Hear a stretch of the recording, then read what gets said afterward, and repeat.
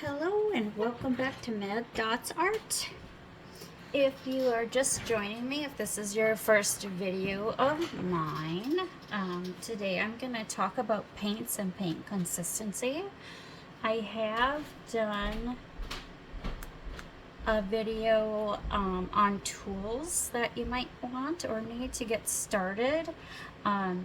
So if you haven't watched that and you're brand new to mandala painting, you might want to go check out that video.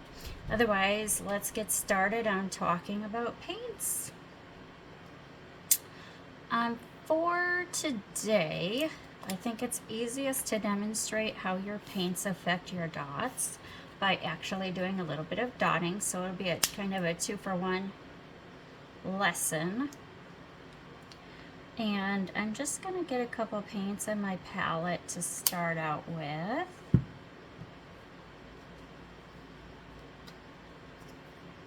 And before I use each of them, I'll show you the bottle so you know which ones they are.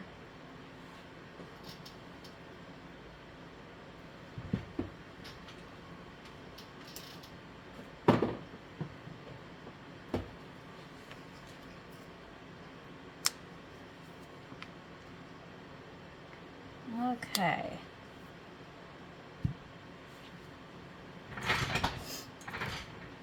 So this is going to be a little bit like Goldilocks and the Three Bears, as far as I have one paint that's too thick, one paint that's too thin, and one paint that's just right. For your center dots, you're going to want to start with something a little larger, because really what we're trying to do is fill in a good amount of space in the middle so that when you start to put your little petals here, that they're not so close together that you can't get as many rows as you want on there. So for me, center dot, I usually don't go any smaller than a size 11. 11, 12, and 14 are kind of my most used center dot sizes. You really want to fill up that space. So I'm going to use a 12 today. And I'm going to start with the paint that is too thin. And this here is the Folk Art Winter White. So I'll show you in the palette. This has really spread out in the palette, and when I move it around, it immediately goes right back where it was. And you can see that it is about to drip off of my dotting tool. It actually dripped. So those are signs that it's a little bit too thin. But I'll just do a little dotting. With dotting, you want to get your tool covered and then just gently kiss the surface of whatever you're working on. You don't want to press into the surface. That can make odd shapes, and it can make your dot way bigger than you intended it to be. And then for me, typically when I'm doing my first row of dots, I usually use my DIY Mandala Stones #2 for the first row. I will just go ahead and place some small dots around. And for this part, and most parts of mandala, you're gonna dip every single time you're putting a dot. Dip, dot, dip, dot. So there's a lot of different ways that you can get your first row of dots on there. Some people will place them on the clock 12, 6, 3, and 9 and then just fill in. It takes a lot of practice. So for me, I just kind of get a sense of how far apart I want those dots. This is the hard part, to try and not get them too crushed together or too far apart. So That also takes some practice. And then if you need to make your dots bigger, you can just tap on top of them with some wet paint. Didn't come out perfectly, perfectly spaced. And I got them a little close together. They're starting to run together in the center. But typically I would go up in size for each row after that. So then instead of 2, I would trade up to the 3. And usually I use multiple different colors, and then you just want to place that kind of right in between the row above. So I'll do a little bit for each one. I'm going to just go a little faster just to keep the video length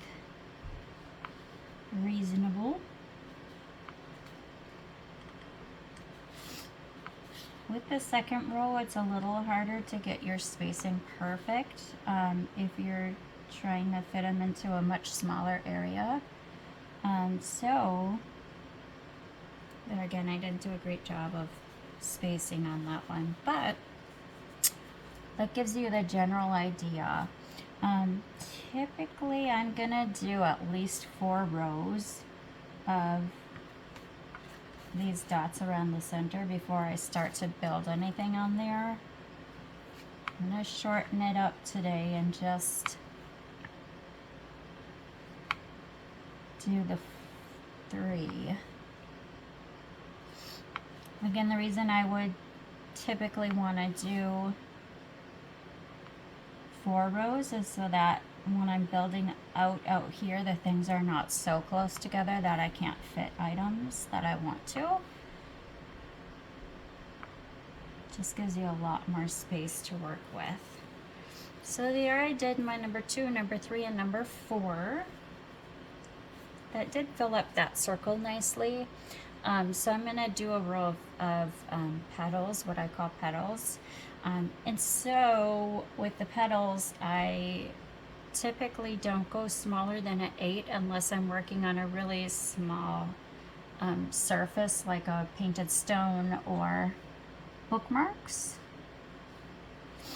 And then these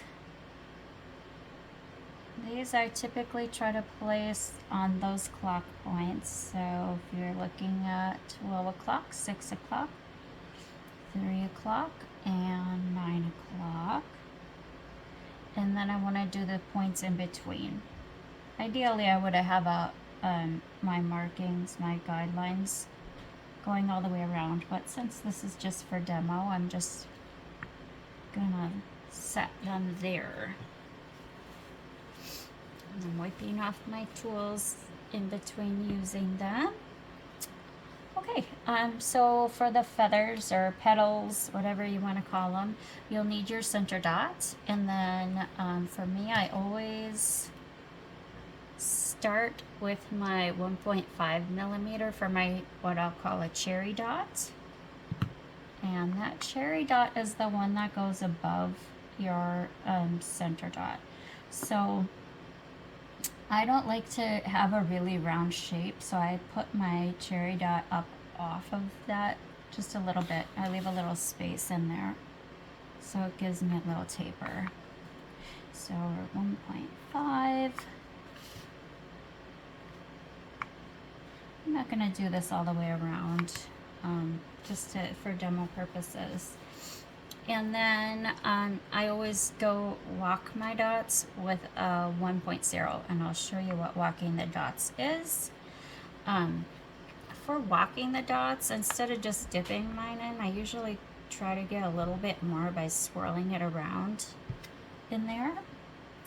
And you just want to make a little taper design.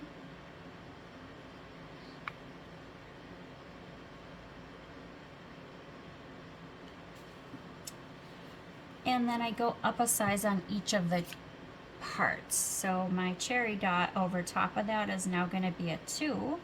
And then I'm going to walk the dots with a 1.5. So here's my 2. And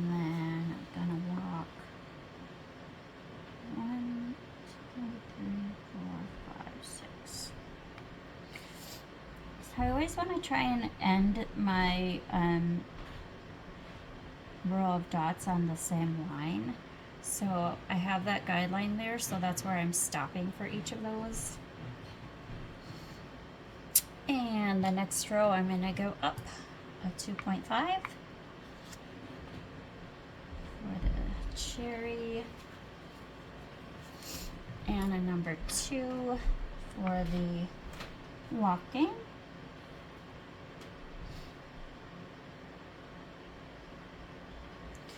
So basically I'm trying to kind of make these look like if I were going to continue up off in the other direction, but we're going the opposite. Just for lining up that first dot, I kind of put it where it would go if I were going to make a row going this way.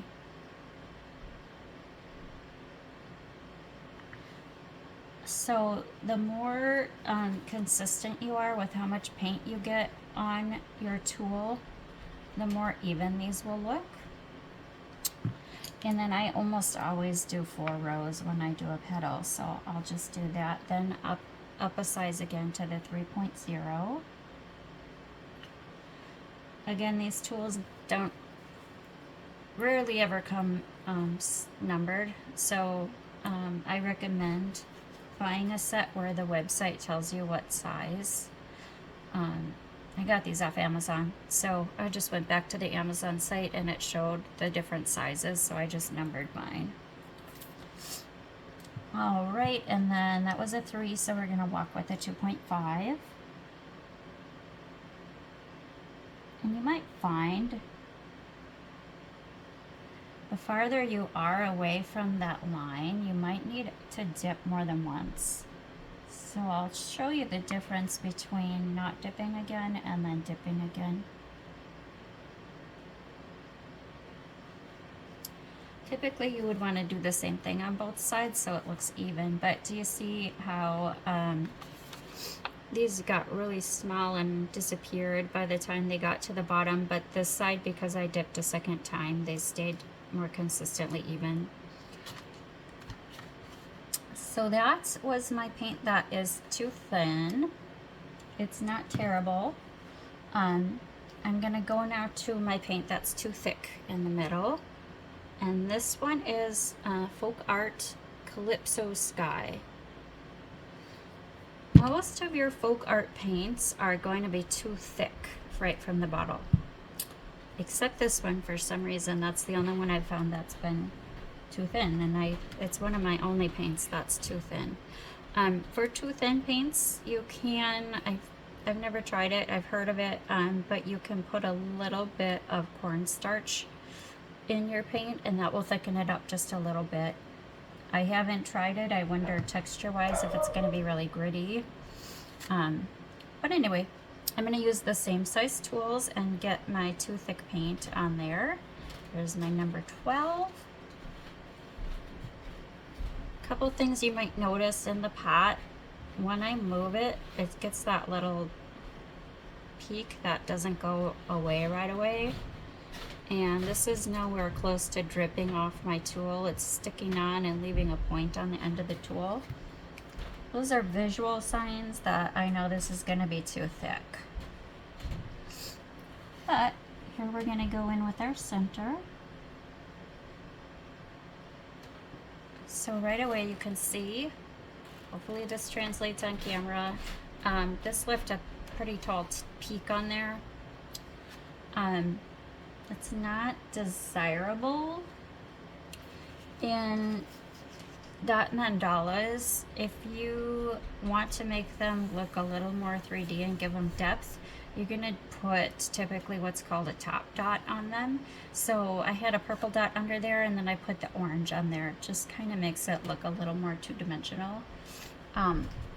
If you have a big peak in the middle, and that one actually started to settle down a little bit, but peaks are not desirable because they will not give you a nice round top dot on there. It's gonna be all funky and it's not gonna be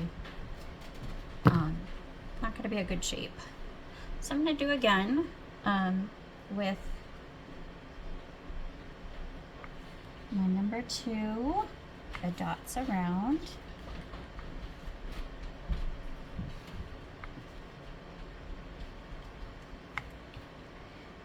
So there's advantages to each of these consistencies depending what you're doing with them, I guess.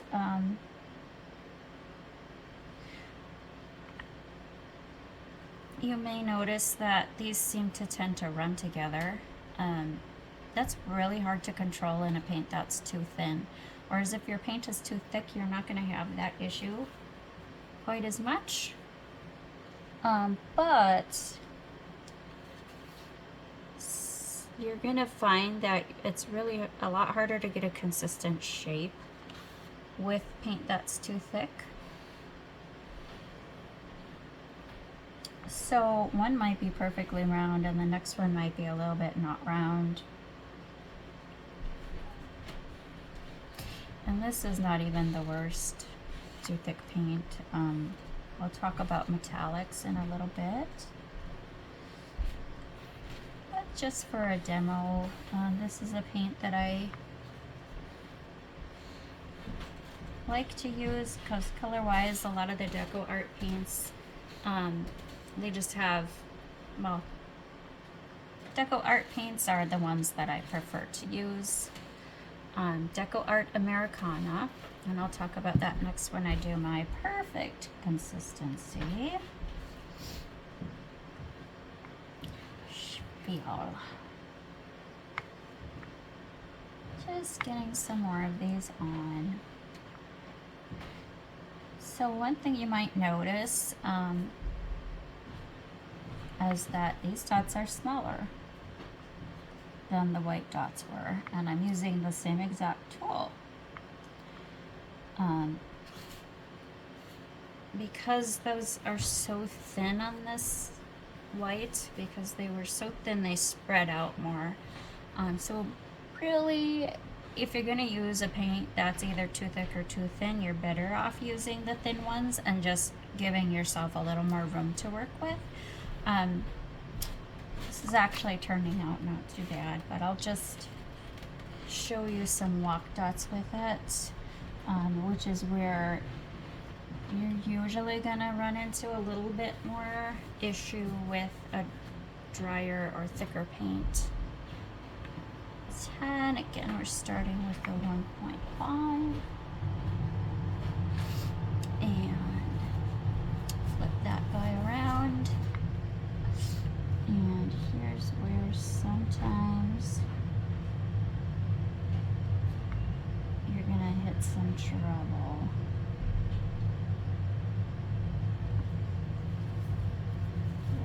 Bump up. I'm reading a lesson in how to do walk dots at the same time. How's that? 2 for 1. 1.5. So a lot of times when your paint is too thick or too dry, of course this isn't coming out the way that it should, but what's going to happen, and you can see that didn't make a perfectly round dot. Hopefully you can see that this cherry dot did not come out perfectly round. Part of that's this consistency of this paint is just kind of funky. So here's where you might start noticing that you can't make it all the way to the bottom. That one did too.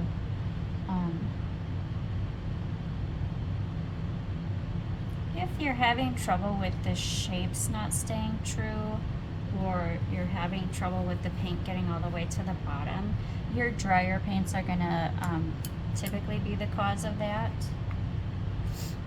Thicker, drier. So like I said before, if you're working with a palette just out in the open air, the consistency will change on you very quickly. Typically after about 15 minutes, you're going to notice that your paint is getting thicker and stringier. So you'll want to keep an eye on that.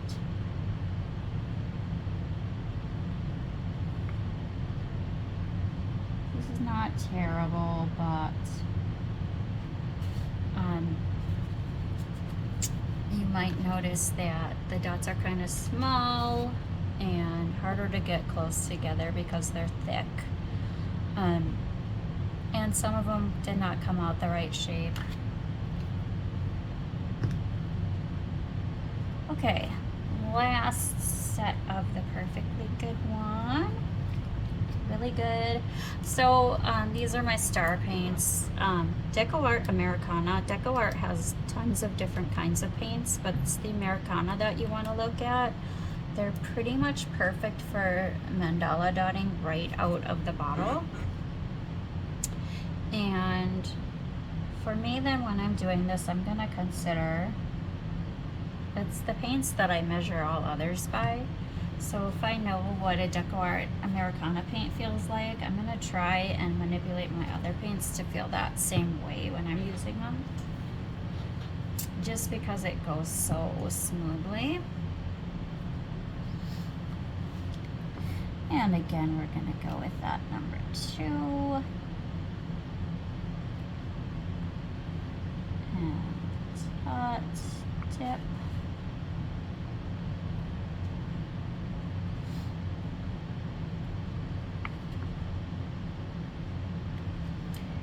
This paint it goes back on itself, but it has a little delay. So in the tray, I forgot to show you the difference of that one, but when I first started using it, I had been using some old like craft paint from my kids.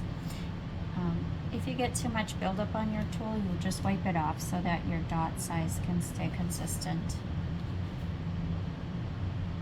But when I was first using Deco Art Americana, yeah, I was using some old like craft paint that my kids had around, and which was thick and dry and heavy, and I even tried oil paint, and I was so frustrated because my shapes weren't coming out how I wanted them to. And then when I got the Deco Art, I thought, well, that's too runny.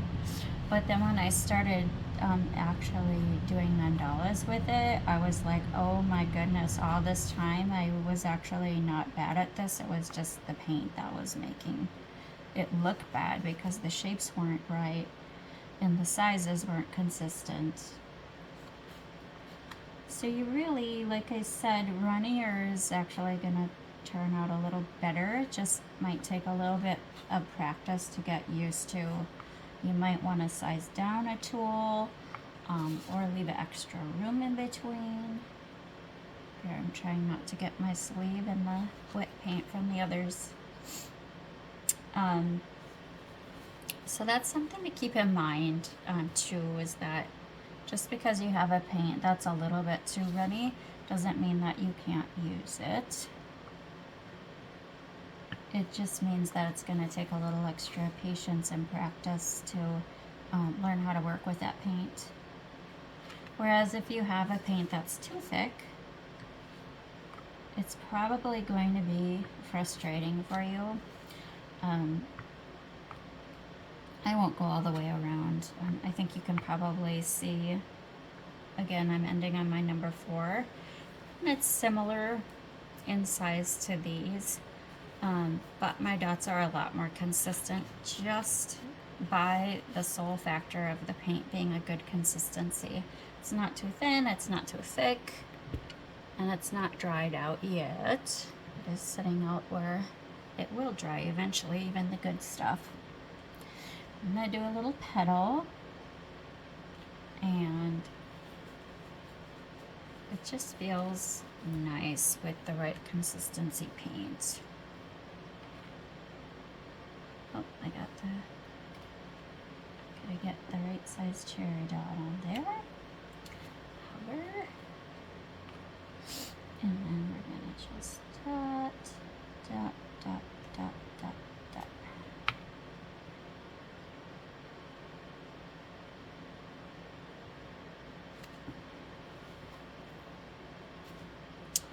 And move up a size.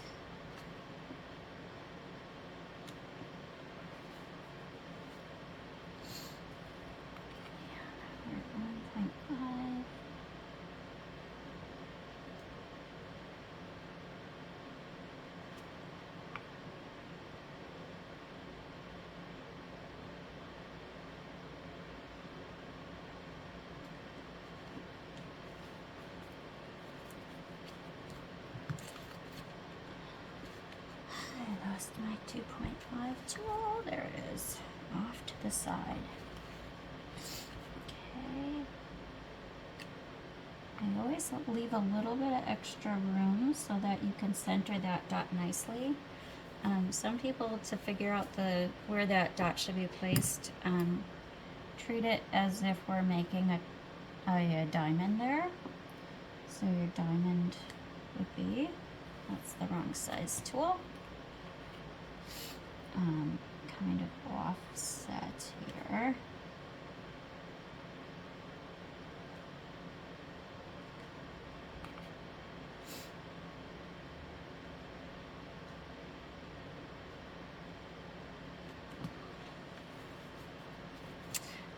Lastly, 3 and my 2.5.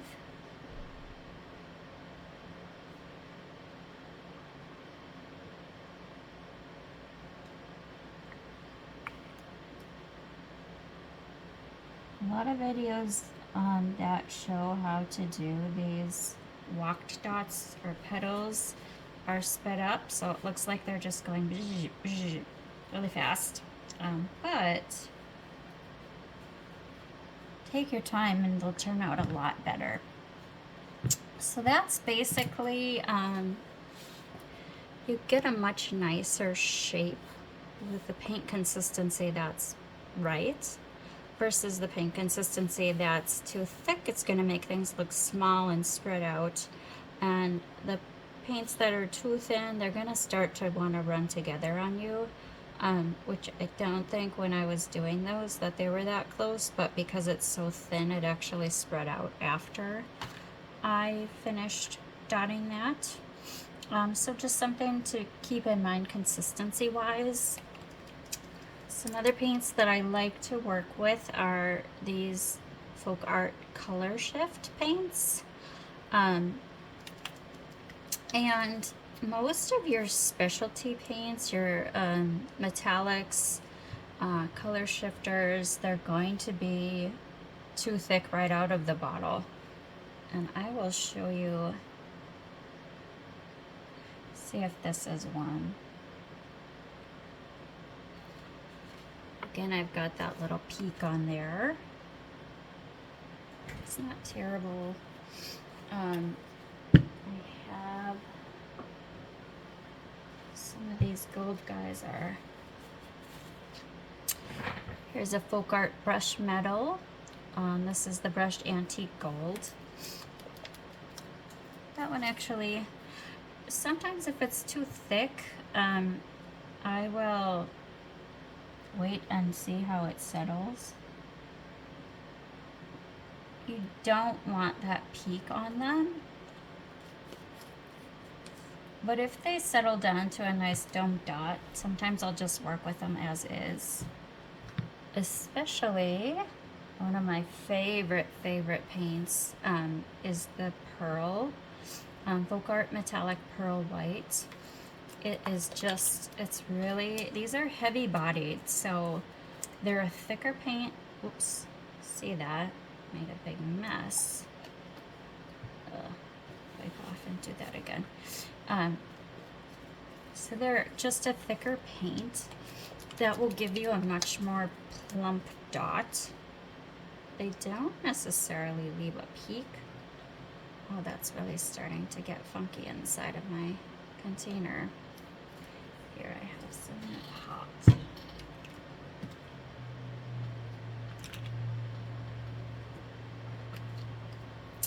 But I'll just give an example. This is that paint.